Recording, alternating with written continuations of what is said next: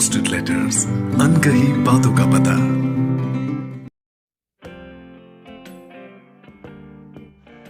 दोस्तों, मैं हूँ रश्मि नाम्बियार और अनपोस्टेड लेटर्स पे आप सुनने जा रहे हैं चिट्ठी डिग्री मेरी जान, जिसे लिखा है अनिल जीनगर ने और आवाज दी है अनिमेश सिंघल ने। कैसी हो मेरी प्यारी दुश्मन, मालूम है नाराज हो मुझसे। ना जाने किस फाइल में दबी पड़ी होगी तुम। सांस लेना भी मुश्किल होता होगा तुम्हारा। जहां दूसरे लोग तुम्हें बड़ी शान से फ्रेम करके दीवार पर टांगते हैं, मैंने तुम्हें घर के रेंट एग्रीमेंट के कागजों के साथ रख छोड़ा है। तुम हंस रही होगी ना?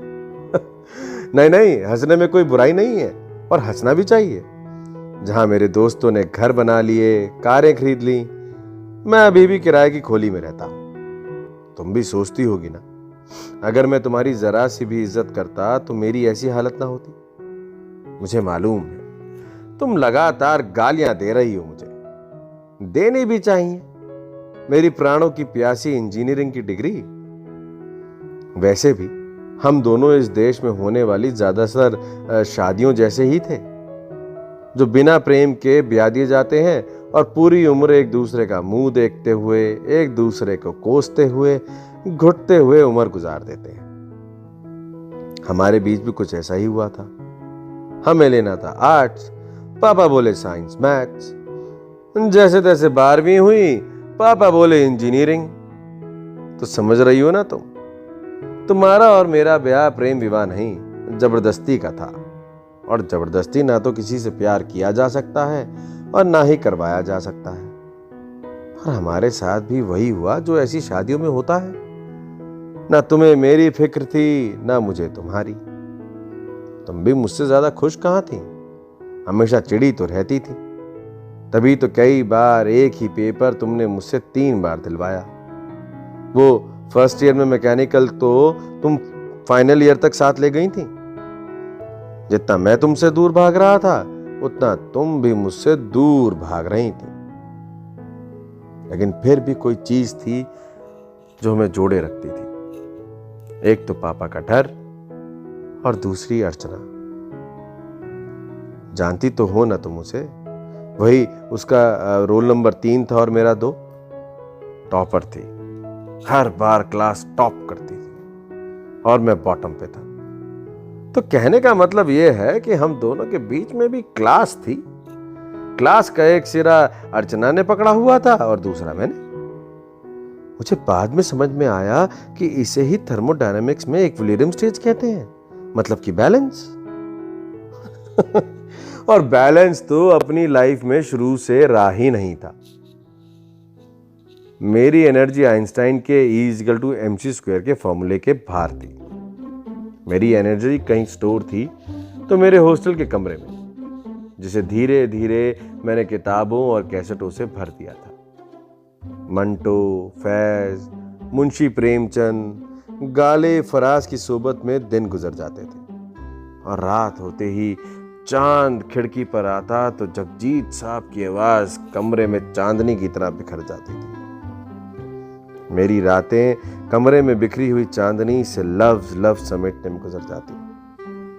और वैसे भी इंजीनियरिंग में बंदा कुछ बने या ना बने, शायर जरूर बन जाता है। तो हम इसी बिरादरी के निकले जो टाइम मशीन के बनने से पहले ही उसमें सफर किया करते थे। और इसी में रात कब गुजर जाती पता ही नहीं चलता था। इसी वजह से सुबह देर से आंख खुलती। इसलिए मैंने 4 सालों में कभी पहला लेक्चर अटेंड किया हो तो मुझे याद नहीं। आदत अब भी वैसी ही है, देर से उठता हूं। कल रेंट एग्रीमेंट को रिन्यू करवाना था तो तुम्हारे बदन पर हाथ पड़ गया। पहले तो तुम्हें पहचाना नहीं, बाद में जब तुम्हारे बदन से धूल हटी तो तुम्हारा खड़ूस सा चेहरा मेरे सामने आ गया। और भाई साहब, जो लानतें भेजी है ना तुमने मुझे, वो तो मैं बता ही नहीं सकता। मैंने बहुत कोशिश की, तुम्हारे पेट पे गुदगुदी भी की, लेकिन मजाल है कि तुम्हारे होठों पे स्माइल का एस भी उगा हो। लेकिन जब तुमने अर्चना का नाम लिया ना, तो मेरे चेहरे एक शर्माती हुई सी हंसी आ गई। मतलब बचपन था, उसी बचपने में तो तुम मिल सकी थी।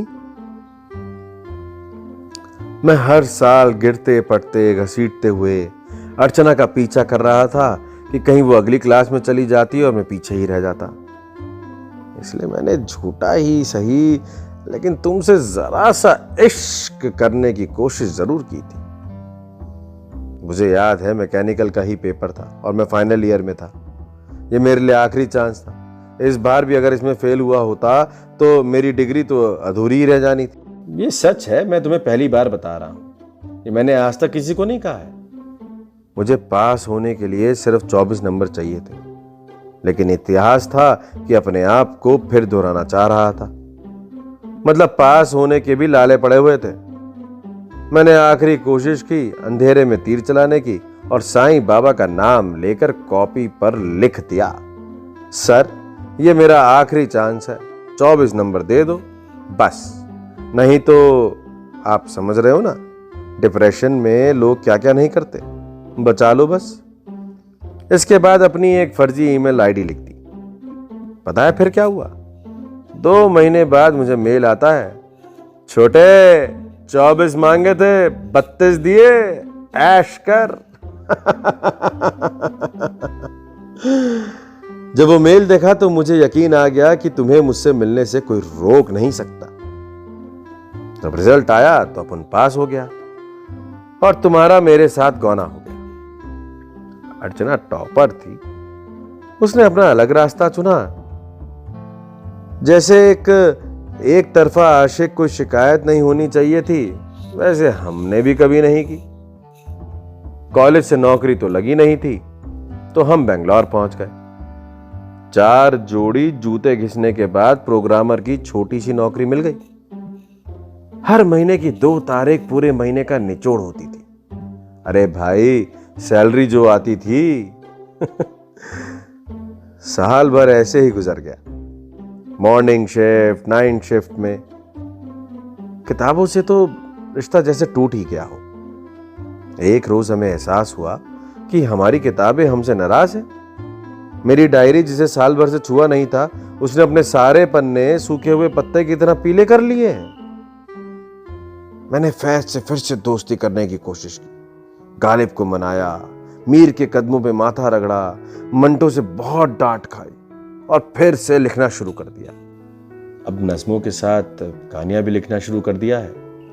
कई मैगजीनों में मेरी कहानियां और नज़में छपने लगी हैं, लेकिन मैं नौकरी के साथ बंध के नहीं रह सकता था। जिस दिन मेरा एजुकेशन लोन चुकता हुआ ना, उसी दिन मैंने अपने पेपर डाल दिए। और इस तरह तुम्हारा और मेरा विधिवत ब्याह तो जरूर नहीं हुआ, लेकिन विधिवत तलाक जरूर हो गया। उसके बाद मैं मुंबई चला आया। ऑर्कुट के जमाने में एक डायरेक्टर दोस्त बना था जिसे मेरी नज़में पसंद थी। मुंबई आकर उससे मिला, वो एक फिल्म पर काम कर रहा था, तो उसने मुझे अपने साथ असिस्टेंट रख लिया और फिर सिलसिला शुरू हो गया। कभी सीरियल कभी फिल्मों में असिस्टेंट का काम करता रहा। अभी दूसरों की कहानियों पे काम कर रहा हूं, लेकिन एक रोज देखना मैं अपनी कहानी पर फिल्म बनाऊंगा। देखो देखो तुम हंसो मत, ख्वाब है, इसे देखना कोई गुनाह थोड़े है। मैं एक सपना जी रहा हूं, खुश हूं। भले ये छोटा सा कमरा है, लेकिन मैं यहां पूरी दुनिया पैदा कर लेता हूं।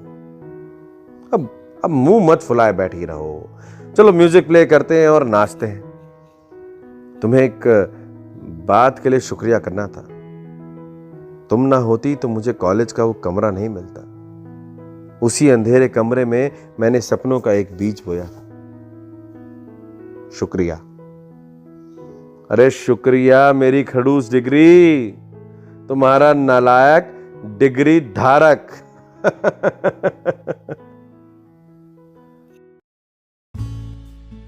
दोस्तों, आपको ये चिट्ठी कैसी लगी हमें जरूर बताइएगा। हमें आपके कमेंट्स का इंतजार रहेगा। इस चिट्ठी को लाइक करें, शेयर करें और हमारे चैनल कुछ कहना है को सब्सक्राइब करें। Thank you.